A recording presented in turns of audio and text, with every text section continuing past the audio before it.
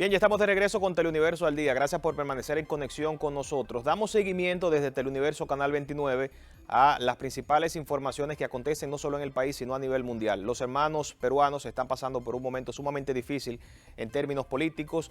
Las últimas cifras ofrecidas por algunos medios de comunicación indican que ya asciende a más de 47 fallecidos, producto de los enfrentamientos entre una población de la parte sur de Perú con agentes de la policía, pidiendo estos manifestantes la destitución de la presidenta por sucesión, Dina Boluarte. Tenemos el honor de recibir de forma virtual a la colega periodista Laura Vázquez. Ella está en Lima, Perú, para compartir los últimos detalles sobre lo que está aconteciendo allí y los pronósticos en torno a estas manifestaciones fatales. En un primer día, el lunes pasado, tuvimos 17 fallecidos y han continuado lamentablemente las muertes. Laura, muchas gracias por estar con nosotros. ¿Qué tal? Muchas gracias por atendernos. Sí, efectivamente, el último lunes se registró una cifra de 17 fallecidos en Juliaca, en la provincia de Puno, y hasta la fecha se registran un total de 41 muertes de civiles, así como también la muerte de un policía y también de otros 7 ciudadanos que han muerto producto de temas relacionados a los paros y los cierres de las carreteras, ¿no? Ya sea personas que no han podido atenderse de manera médica o atropellados dentro de estas protestas que se vienen dando en el sur del país. Dentro de las principales provincias que se han registrado los fallecidos están Apurímac, Arequipa, Ayacucho, Cusco, Junín, La Libertad y Puno. Y ahora último, el día de ayer, el jueves, inició o se empezaron a juntar las bases aquí en Lima, en la capital, para lo que es llamado la marcha la segunda marcha de los Cuatro Sueños, ¿no? Se prevé que en los próximos días, ya sea entre el sábado, que es el sábado 14, y el lunes 16, empiecen también a movilizar más colectivos en busca ya no de la salida, bueno, sí, ya no del tema de las elecciones, sino en busca de una respuesta por parte del Estado, porque pese a todos estos 41 muertos directos de producto de las protestas, el gobierno no ha tomado acciones de retroceder o no ha mostrado intenciones de retroceder respecto a la brutalidad con la que se está reprimiendo dentro de las mismas protestas. Entonces, lo que se busca por un lado, o lo que están buscando estos colectivos por un lado, es la salida de Dina Boluarte como respuesta a estos muertos, y también muchos de ellos buscan otras consignas como el cierre del Congreso, el adelanto de elecciones, una asamblea constituyente, y en menor grado ya pasando un poco de lado, y es algo que no se puede tomar mucho, el caso de la liberación de Pedro Castillo, ¿no? Que es una disposición que ya va por el lado judicial, ya no es un tema o por el que se deba presionar a nivel de protestas. Precisamente la Fiscalía de Perú, estuvimos viendo, ha ordenado una investigación en torno a la presidenta Boluarte por un supuesto genocidio debido al accionar que ha tenido la policía en contra de los manifestantes. Se ha considerado esto una represión rampante. Sin embargo, el primer ministro de Perú, Alberto Otárola, pues ha indicado que la presidenta no va a renunciar pese a esto y se mantienen firmes en convocar elecciones al 2024. ¿Cómo habla esto de la situación política de Perú a medida que, como dices, las protestas van avanzando hacia Lima? Bueno, como te comentaba, a nivel del gobierno no se ha mostrado una intención de retroceder en la represión que se está manejando a nivel del Estado. Lamentablemente se mantiene y existe la preocupación de que posteriormente vaya a haber una mayor represión, ya no en provincias, sino también en Lima. Y eso es debido a la clara consigna que tiene el Ejecutivo de apoyarse también en el Congreso, de respaldar a las fuerzas del orden, a las Fuerzas Armadas y a la Policía Nacional del Perú, ¿no? Es un tema entendible a nivel estatal, se podría decir, puesto que ellos obviamente van a prever o van a jugar a favor de la institucionalidad, pero la manera en la que se ha tratado las protestas dentro de este periodo ha sido preocupante, ¿no? Se ha determinado también de que existen o de que se han utilizado elementos que no deberían, o elementos para disuadir que de manera irregular, ¿no? Disparando bombas lacrimógenas al cuerpo, de la misma manera proyectiles que son expansivos, que hacen muchísimo más daño. Entonces, ese tipo de irregularidades generan también un descontento por parte de la población porque definitivamente no es la manera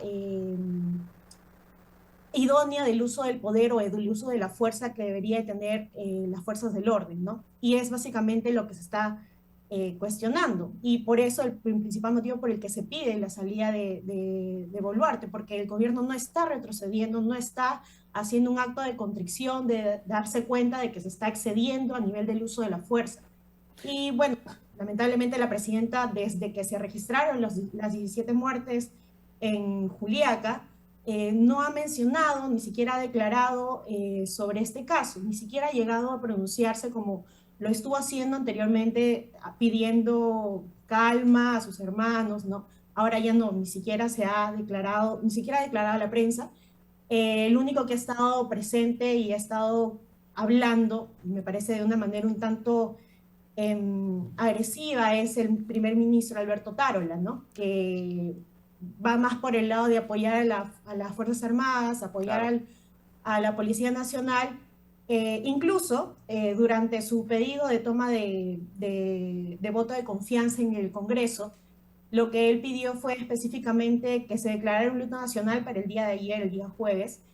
Pidió el luto nacional, pero lo hizo a nombre del policía fallecido y no Ok. a nombre de las 17 personas que también fueron asesinadas en Juliaca.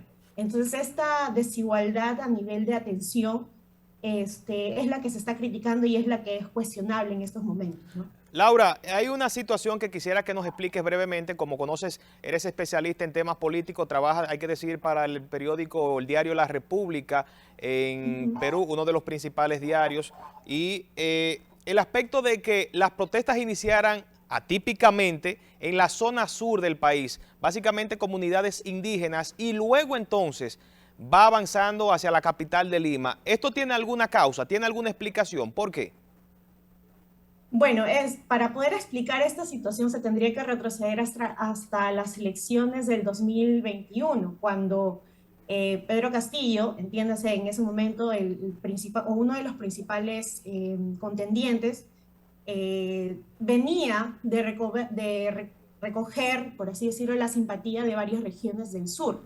Entonces, si bien en ese momento y durante todo su gobierno existió un clima de polarización dentro del gobierno, este fue reforzado por las acciones también del mismo Congreso, que muchas veces, y es una táctica que se está utilizando ahora último y que se ha venido utilizando desde hace mucho tiempo también para deslegitimar protestas ciudadanas por la táctica del terruqueo, ¿no? Tengamos en cuenta o recordemos de que el Perú vivió una época muy, muy difícil durante los años 80, en la que existió un enfrentamiento armado interno, un conflicto interno. Entonces, muchas veces se utiliza esta marca de terruqueo para poder deslegitimar estas protestas. Y en el caso del hecho de que las protestas vengan del sur es básicamente por eso, ¿no? Que Castillo durante todo ese tiempo gozó de la simpatía de estas Ok. personas y durante todo su gobierno se establecieron una serie de consejos descentralizados, que era como lo llamaba el Ejecutivo, en donde también se incrementó el clima de polarización. Lamentablemente, el Perú es un país que se basa en el centralismo. Lima es la capital y es desde donde se disponen todo ese tipo de medidas a nivel del gobierno, del Ejecutivo. Y existe también esta idea que lamentablemente se está demostrando hasta cierto punto, que el gobierno, si es que no se trata de un muerto o de fallecidos o de manifestantes o de protestas fuertes en la capital, no presta la atención debida. Entonces es por eso mismo que existe esta consigna de ir o de juntarse como bases desde el sur del país y llegar a Lima, ¿no? Ok. Una que ha sido incluso respondida por el mismo primer ministro que decía que intenten venir a Lima, no van a llegar, ¿no? Ese tipo de manera de responder de manera agresiva eh, a unas protestantes que ya se encuentran en un pico de agresividad también muy alto. Bien, Laura, Para ir finalizando, la diputada Nieves Limachi de Perú Democrático ha sometido una solicitud, más bien, ha presentado varias firmas para solicitar una moción de vacancia, que legislativamente es el mismo recurso que interpusieron en contra de Pedro Castillo en algún momento.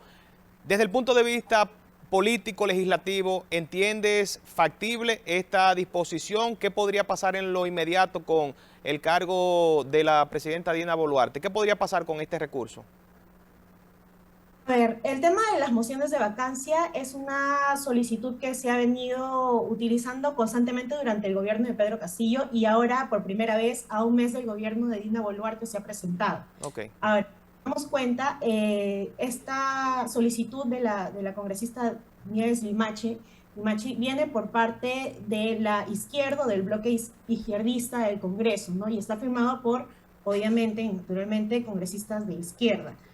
¿Cómo se podría, o si es por la opción de que prospere, es una opción un tanto difícil, no imposible, porque siempre se cuenta también con los bloques de las bancadas del centro, que muchas veces cambian de parecer a última hora, ¿no? Pero la situación no es muy realizable. ¿Por qué? Porque dentro del Congreso existen bancadas mayoritarias que cercanas a la derecha, pues, ¿no? Entonces, en ese sentido, es muy poco probable que prospere.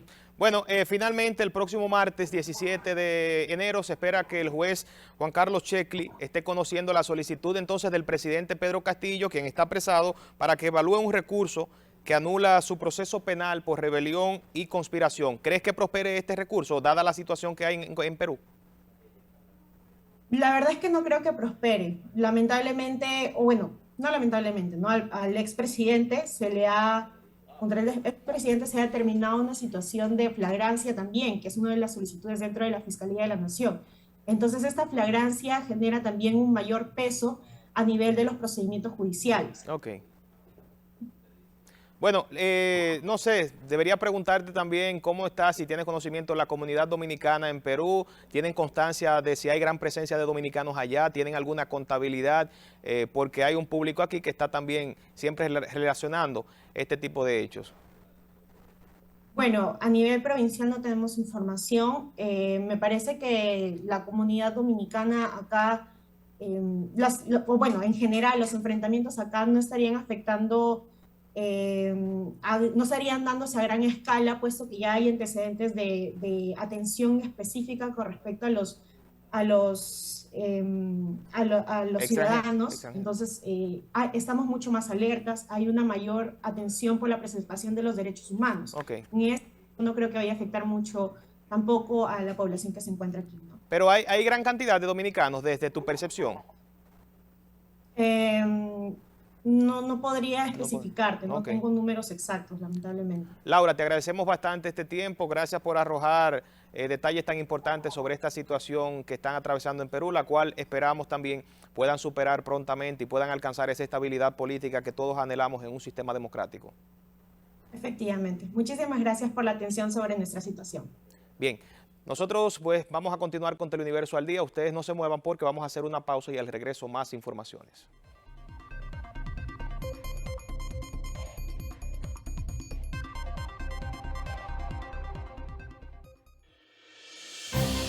Ya regresamos después de la pausa.